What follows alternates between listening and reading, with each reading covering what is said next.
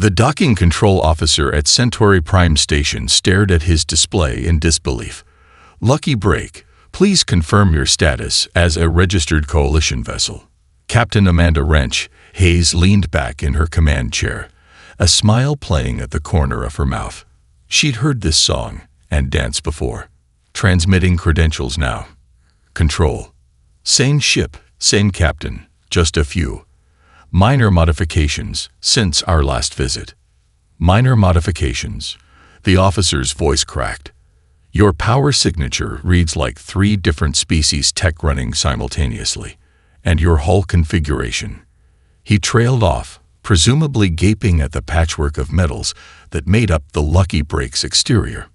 5 species actually, Amanda corrected, running her hand along the salvaged Thorian control panel she'd installed last month.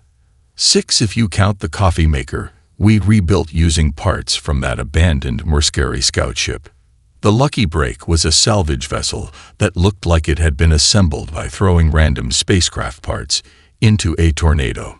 Its port side sported the iridescent plating of a decommissioned Thorian warship, while the starboard hull was cobbled together from the remains of an old Earth cargo hauler.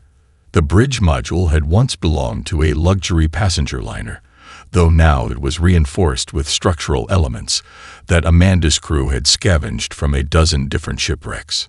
"Just hold position while I consult with my supervisor," the officer muttered. Amanda exchanged knowing looks with her first officer, Jake Martinez, who was already running calculations on their jury-rigged navigation system. 10 credits as they make us dock in the maintenance sector again, he wagered. "No bet," Amanda replied, adjusting the vintage baseball cap that had become her trademark. But hey, their loss.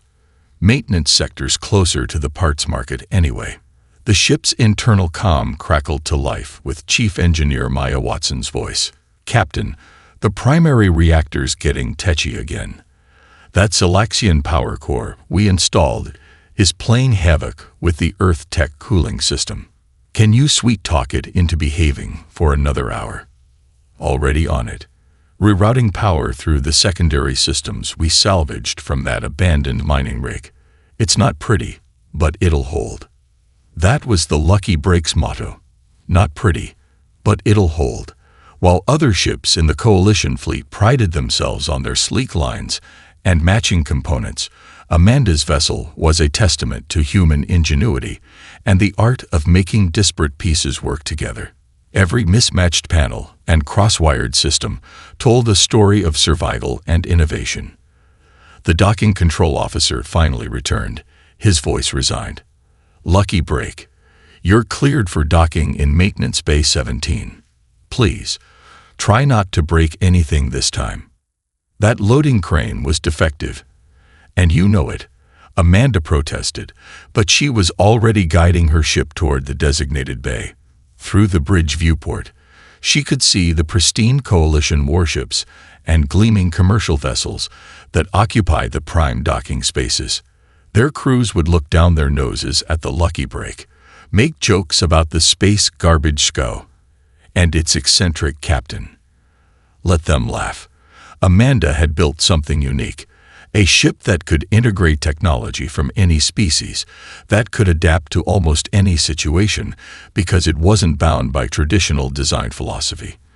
The Lucky Break might look like a flying junkyard, but it had survived situations that would have torn those pretty standard-issue ships apart. As they maneuvered into the docking bay, the ship's mismatched systems working in perfect harmony, despite their different origins, Amanda felt the familiar surge of pride. Her crew didn't just salvage spacecraft. They saw the potential in things others had discarded, found ways to make the impossible work. "Home sweet home," she announced as the docking clamps engage. "Let's go see what the galaxy's thrown away today." She had no way of knowing that their next salvage run would change the course of human history, or that the galaxy's salvation would come from the most unlikely ship in space. "That's not a normal distress beacon," Maya said, her eyes fixed on the engineering console's erratic readings. The lucky break had picked up the signal 3 hours into what should have been a routine salvage run to the outer rim. Amanda studied the wavelength pattern, her expression growing more serious with each passing second. No, it's not. That's a Coalition emergency channel, Priority 1. Jake leaned forward in his chair, broadcasting his skepticism. Out here, the nearest Coalition patrol route is 2 systems away. The signal pulsed again, its irregular pattern making the lucky break's cobbled-together sensors whine in protest. Amanda made her decision. Plot and intercept course. Something's wrong, and we're the only shop in range to check it out. As they approached the coordinates, the ship's long-range scanners began picking up debris. Not the usual space junk they salvaged, but fresh wreckage, hot, sharp-edged, and scattered across an area too large for comfort. Multiple hull signatures, Maya reported, her voice tight. I'm reading components from at least 3 Coalition heavy cruisers, and something else. Something I've never seen before. The main viewport revealed the scale of destruction as they dropped out of FTL. The scene before them looked like someone had taken a hammer to the pride of the Coalition fleet. The massive form of the CNS Avalon, one of the most advanced warships ever built, drifted in 2 distinct pieces. Its hull was riddled with holes that seemed to sparkle at the edges, as if the metal had been transformed into crystal where the weapons had struck. Life signs, Amanda asked, already knowing the answer but needing to hear it. None, Jake confirmed, his face ashen. But I'm picking up a data burst from one of the intact bridge modules. It's the captain's final log. Amanda nodded. Play it. The holographic display flickered to life, showing the face of Captain Daniel Morrison, a man Amanda had met once at a Coalition function. Blood ran down one side of his face, and alarm screamed in the background. This is Captain Morrison of the CNS Avalon. We've encountered an unknown species, hostile, advanced, unlike anything in our records. Their ships, they're made of living crystal, impervious to our weapons. They didn't even bother to communicate before opening fire. Earth has to be warned. They're not here to conquer. They're here to exterminate.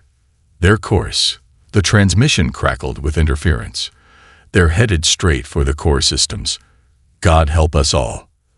The message ended, leaving the bridge in stunned silence. Multiple contacts. Jake's warning cut through the quiet. Emerging from FTL, energy signatures off the charts. Through the viewport, space itself seemed to shatter as the crystal ships arrived. They moved like living things, their faceted surfaces catching and refracting starlight in ways that made Amanda's eyes hurt. Each vessel was easily twice the size of the lucky break, their geometric perfection making her patchwork ship look even more like space debris in comparison. They haven't fired, Maya observed after a tense moment. Are we too small to register as a threat?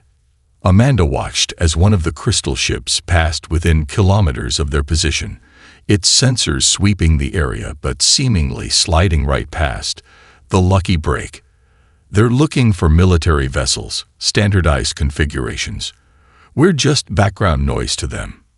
She made a quick decision. Maya, kill everything except life support and passive sensors. Make us look as dead as everything else out here. Jake, start recording every scrap of data you can about these things. If we're the only ones who can get close enough to study them, we might be Earth's only warning, Jake finished. As the Crystal Fleet moved through the debris field with terrifying grace and purpose, Amanda realized their ramshackle ship had just become humanity's most important vessel. The lucky break had always been underestimated by the Coalition, by other captains, and now by these invaders. That was about to become the biggest mistake in galactic history. You want to do what? Maya's voice carried a mix of horror and fascination as she stared at Amanda across the lucky break's dimly lit bridge. They'd been drifting silent for 6 hours, watching the Crystal Fleet's methodical destruction of every standard coalition vessel they encountered. Amanda traced a path through the holographic display, where dozens of crystal ships moved in perfect, geometric formations. We need to get closer. Their attack pattern has to have a weak point, and we're the only ones who can find it. Jake pulled up the sensor logs they'd been gathering. "Look at this," he said, highlighting a section of data. "Every time they attack, their sensors pulse in the same frequency range used by coalition military systems. They're hunting for specific signatures.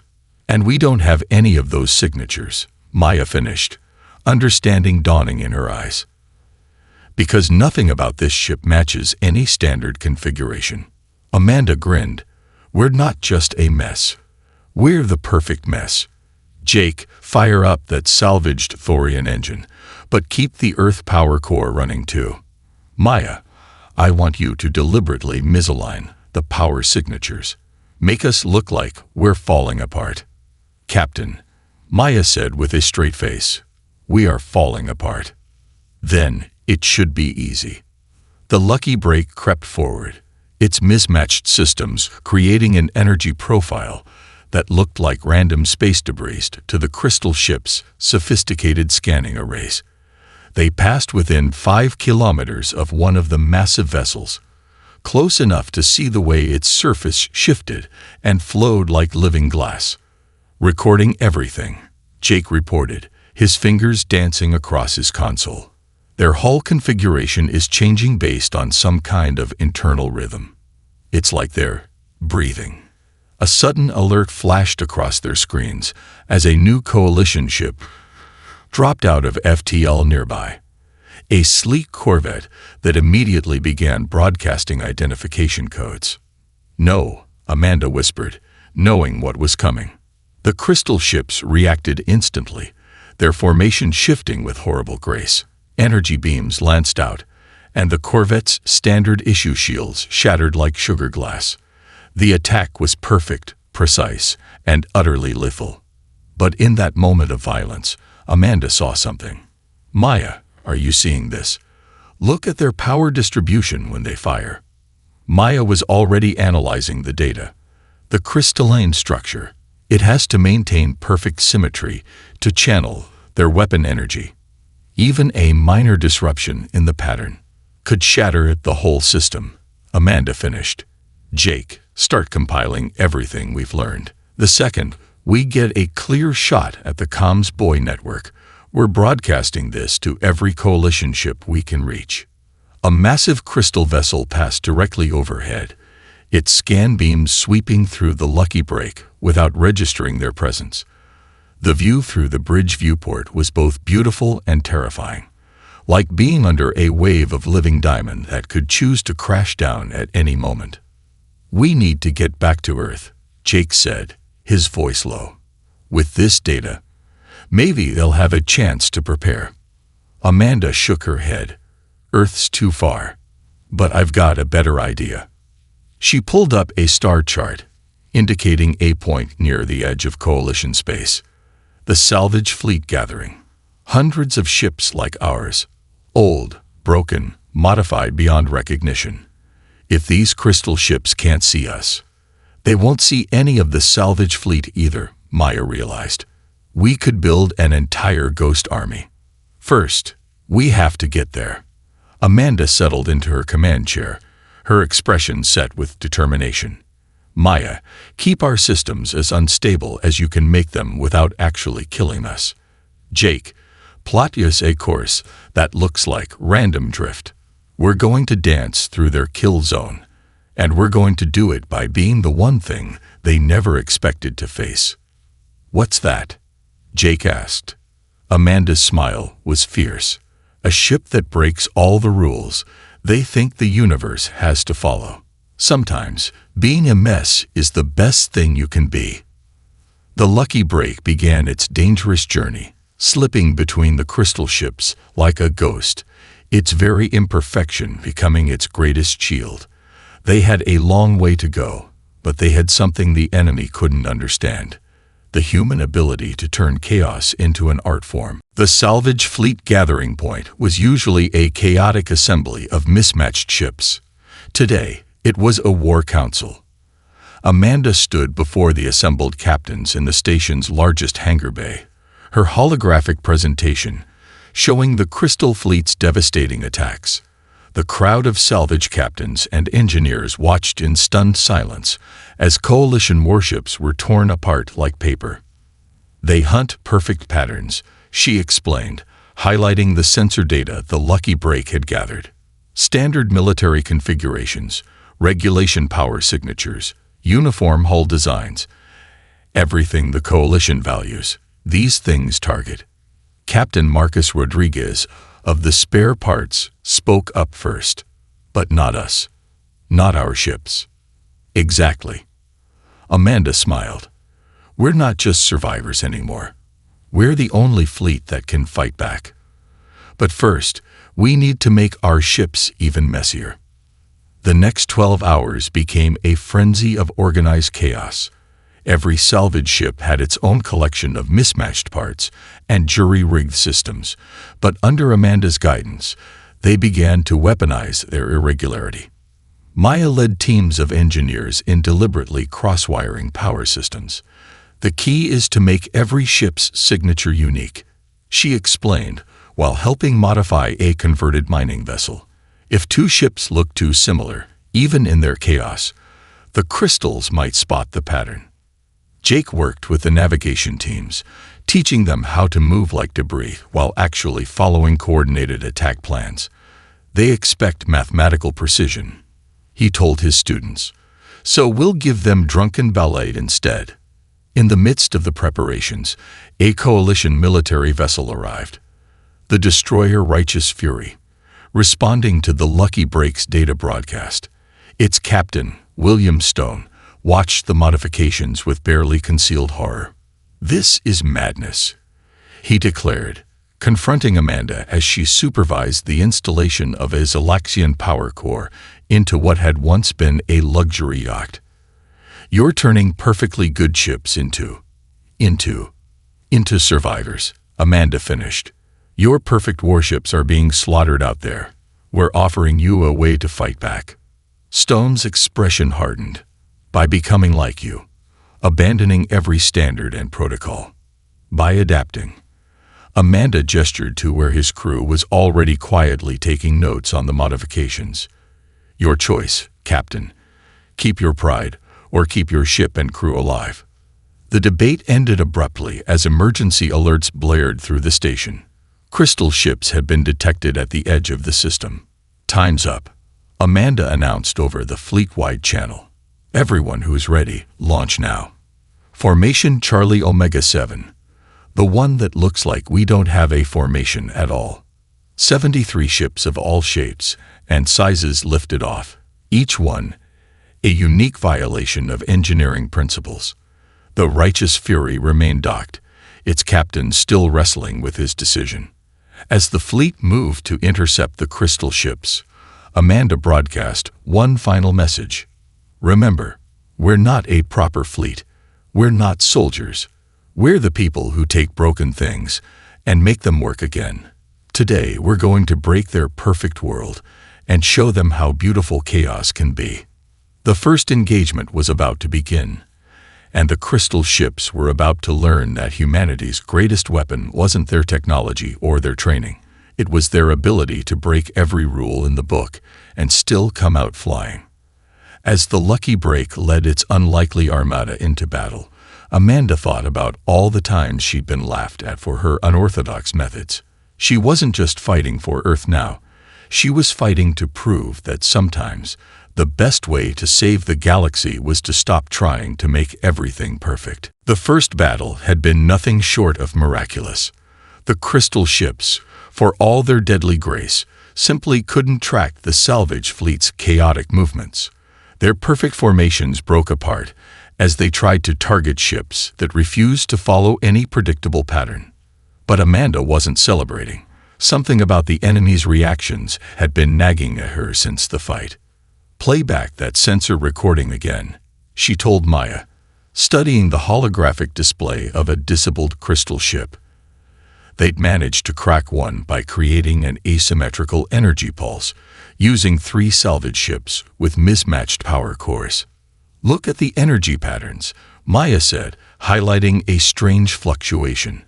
When the crystal structure fractured, there was a secondary emission, almost like something inside was trying to get out. Amanda finished. She turned to Jake. "How close can you get us to that damaged ship without their fleet noticing?" "With our current chaos configuration," Jake grinned. "I can make it look like we're just another piece of battle debris. They'll never know we're moving under power." The Lucky Break drifted through the aftermath of the battle, its systems deliberately running so out of alignment that it registered as background radiation. As they approached the cracked crystal vessel, their sensors began picking up something extraordinary. "That's impossible," Maya whispered, staring at her readings. "The crystal structure, it's not just a hull. It's some kind of containment matrix. And inside, a pulse of pure energy flickered through the cracks in the crystal ship's surface. It took on colors that human eyes had never been meant to see, forming patterns that spoke of intelligence and desperation. "They're alive," Amanda breathed.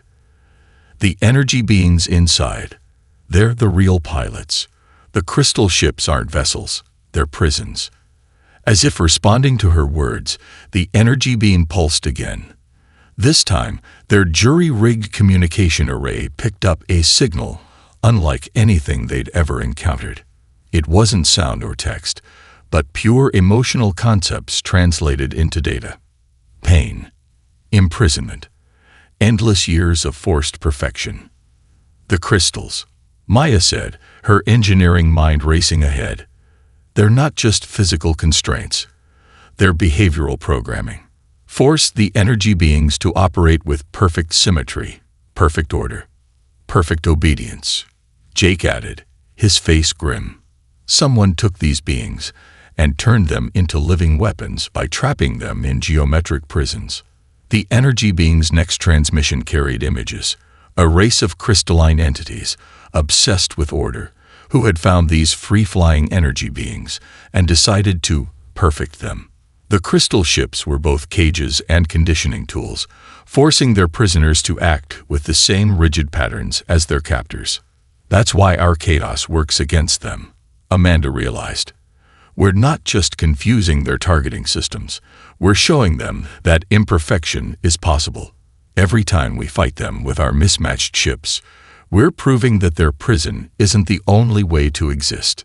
The energy being pulsed once more, and this time the emotion was clear. Hope. "We have to tell the fleet," Jake said. "This changes everything. We're not fighting an invasion. We're witnessing a prison break waiting to happen." Amanda was already formulating a plan.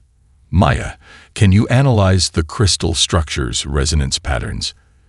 If we can figure out how they're containing these beings, we might be able to shatter their cages without destroying the beings inside." Maya finished.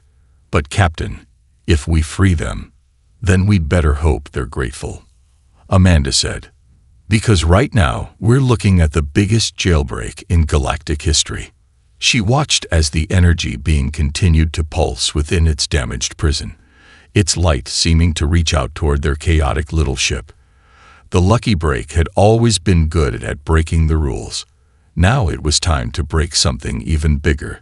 The perfect prison that had turned a race of free beings into slaves of symmetry. "That's the craziest plan I've ever heard," Captain Rodriguez said, his holographic image flickering above the Lucky Break's bridge.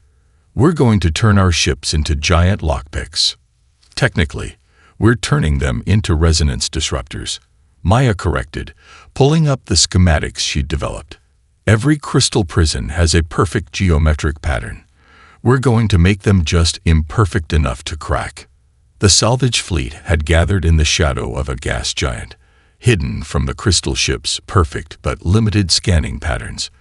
Dozens of captains watched as Maya explained the modifications required.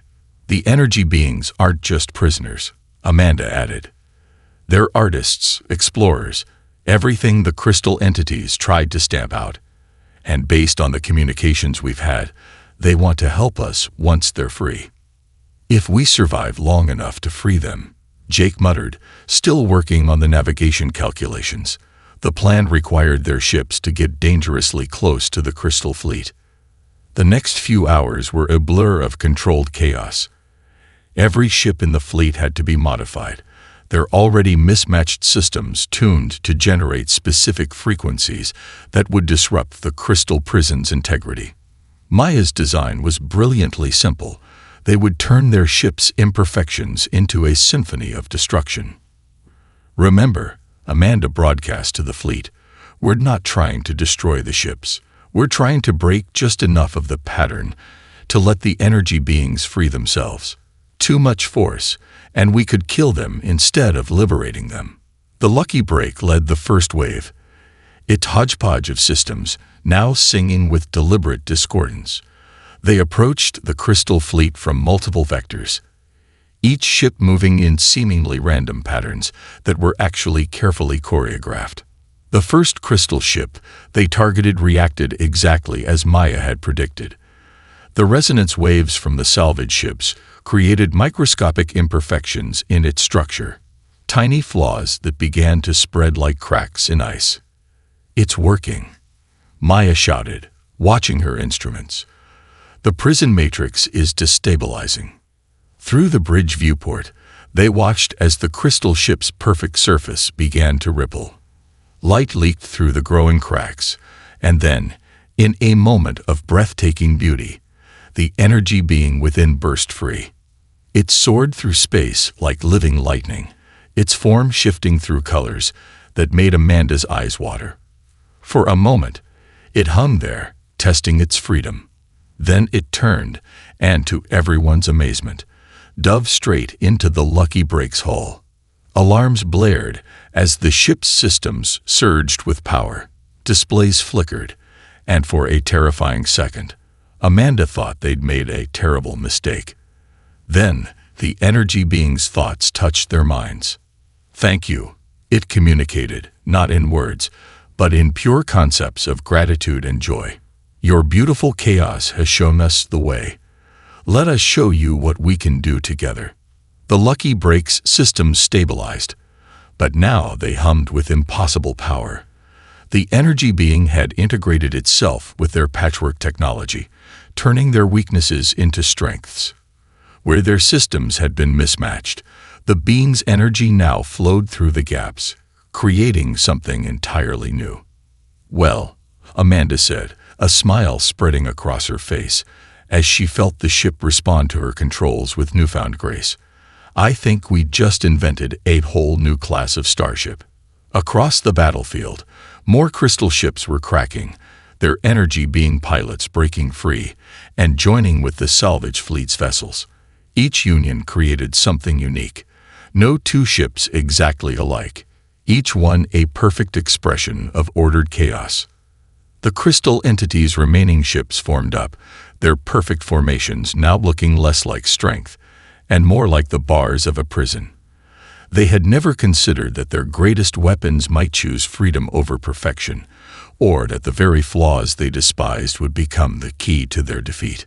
Amanda watched as her ragtag fleet transformed into something that had never existed before, a symphony of chaos and energy, where every flaw became a strength and every imperfection blazed with power. "All ships," she broadcast, feeling the energy being's approval harmonize with her words, "let's show them what freedom really looks like." The battle that would later be known as the Liberation of Light began with a dance. The lucky break led its transformed fleet in movements that defied both physics and logic, each ship now a unique fusion of salvage technology and energy being power. "They're trying to predict our pattern," Jake reported, watching the crystal entity's fleet attempt to lock onto their ships. "But there is no pattern.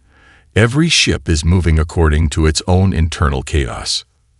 Through their mental link, the energy being that had joined with the lucky break, which the crew had named Spark, shared its understanding of their former captors. "They cannot comprehend randomness. Their minds break when faced with true disorder. Amanda watched as the Crystal Fleet's perfect formation began to falter.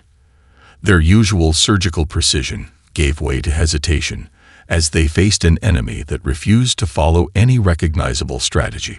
All ships, she broadcast, execute maneuver Omega Random. Everyone do whatever you think they least expect. Just don't hit each other. The hybrid fleet exploded into action. Captain Rodriguez's ship, now glowing with purple energy, spun in tight spirals that should have torn it apart. Instead, the energy being within used the centrifugal force to generate a weapon beam that curved like a snake. The righteous fury, which had finally joined them after its captain swallowed his pride, had been transformed the most dramatically. Its military-grade systems, once the height of standardization, now pulsed with living light that leaked through deliberately created imperfections in its hull. "They're trying to adapt," Maya called out, her console showing the crystal ships attempting to calculate the chaos. But their programming won't let them. They can only think in straight lines and perfect angles. Through the bridge viewport, Amanda watched as a crystal ship targeted them with what should have been a perfect shot. But Spark guided the lucky break into a movement that wasn't quite a dodge. More like the ship briefly ceased to exist in normal space, flowing through the gaps in reality that only energy beings could perceive. "Now that," Amanda said with a grin, "is what I call an evasive maneuver." The battle shifted as more crystal ships were cracked open and their prisoners freed. Each liberated energy being joined the nearest salvage vessel, creating new hybrid ships that fought in ways never before seen in the galaxy. But the crystal entities weren't finished. Their remaining ships began to link together, forming a massive geometric structure that pulsed with terrible power. It was their ultimate expression of perfect order, a weapon that could potentially destroy everything in the system. "They would rather annihilate us all than accept the existence of chaos," Spark communicated, its thoughts tinged with sadness for its former captors. Amanda's mind raced. The crystal entity's combined form was too powerful to attack directly. "But perhaps, all ships," she broadcast, "form up on us, but do it wrong." The hybrid fleet moved to surround the lucky break, each ship deliberately positioning itself just slightly off from where it should be. The formation they created was like a broken mirror, each piece reflecting the crystal entity's perfect geometry back at them, but with tiny, maddening imperfections. The effect was devastating. The crystal entity's combined form began to vibrate as its perfect symmetry was confronted with a near-perfect reflection that was just wrong enough to break their concentration. "Push the chaos," Amanda ordered. "Everyone, power your engines in different rhythms. Make your energy beings light pulse out of sync. Show them every kind of beautiful disorder we can create." The hybrid fleet became a storm of clashing colors and contradicting energy patterns. Each ship added its own note to the discord, creating a symphony of chaos that struck at the very foundation of the crystal entity's order-obsessed minds. In the end, it wasn't their weapons that won the battle. It was the simple, overwhelming truth that the universe itself was built on beautiful imperfection, and no amount of imposed order could change that fundamental reality. 3 months after the Battle of Shattered Symmetry, the Lucky Break docked at Centauri Prime Station once again. This time, no one questioned their right to use the premium berths. The ship still looked like a collection of mismatched parts, held together by hope and engineering tape. But now it also glowed with the subtle light of Spark's energy, creating patterns that made viewers feel like they were seeing something just at the edge of comprehension. "Admiral Hayes," the docking officer said, using Amanda's new rank despite her repeated refusals to accept the promotion. "The Coalition Council is ready for your report." Amanda shared an amused look with Spark, whose presence she could feel like a warm light in her mind. "Tell them I'll be there shortly. Just need to finish up some maintenance first." The maintenance was actually a training session.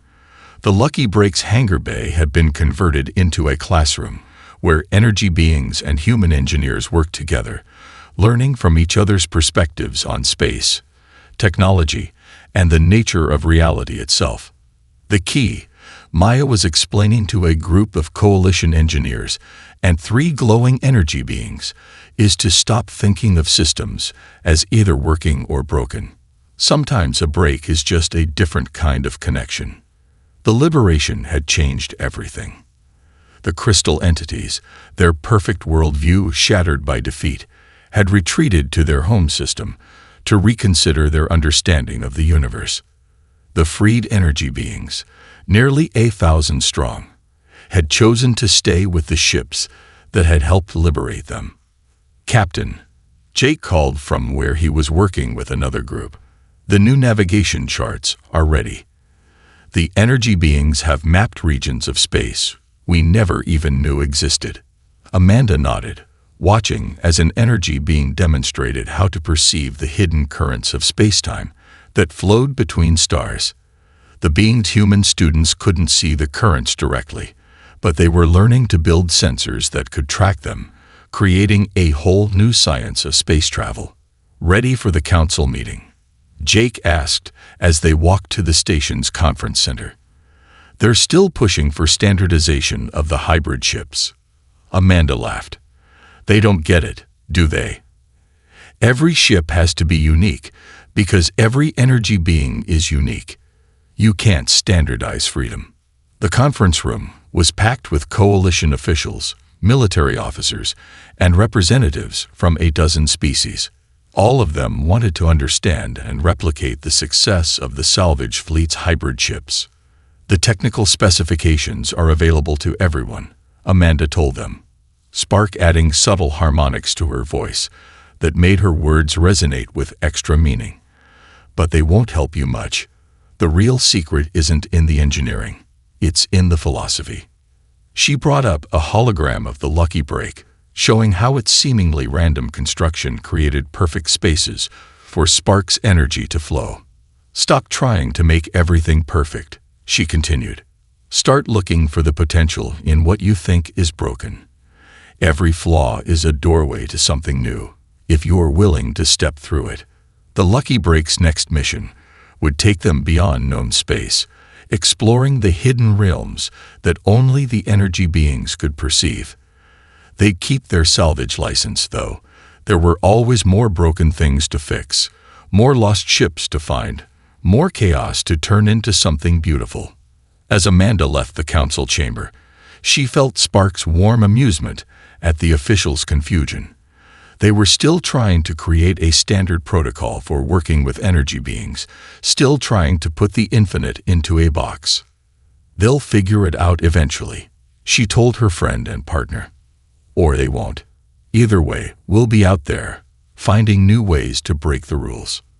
The Lucky Break waited for them, its mismatched hull gleaming under the station's lights. It would never win any beauty contests by traditional standards, but to those who could really see, it was the most beautiful ship in space, a living testament to the power of imperfection and the freedom that comes from breaking free of the need to be perfect. After all, in a universe built on chaos, sometimes the most perfect thing you can be is perfectly imperfect.